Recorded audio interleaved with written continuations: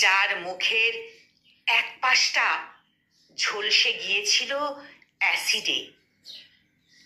তেমন কোনো দোষ ছিল না তার, শুধু বখাটে ছেলের প্রেমের প্রস্তাব সে দৃঢ়ভাবে প্রত্যাখ্যান করেছিল।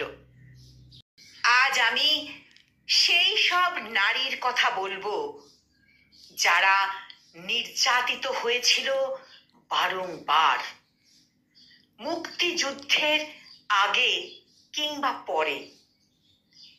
কারো কপালে জুটেছিল বীরাঙ্গনার তকমা, কারো বা আশ্রয় হয়েছিল পতিতালয়ের ভ্যাপসা কোনো ঘরে।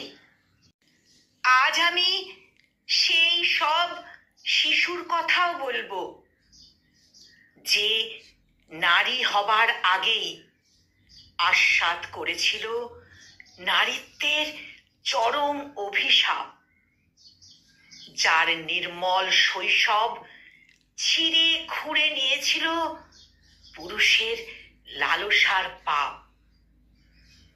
আজ আমি সেই নারীর কথা বলবো বিয়ের মালা যার গলায় ফাঁস হয়ে এঁটেছিল, নির্যাতনের চিহ্নগুলো তার কফিনের কাপড় দিয়ে মুড়ে ঢেকে দেওয়া হয়েছিল।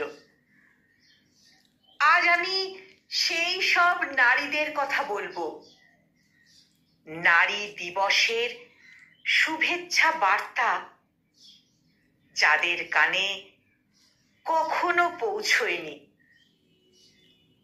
যুগ যুগ ধরে কত কি বদলায়, কিন্তু হায় নারী, তোমার ভাগ্য কেন বদলায় না?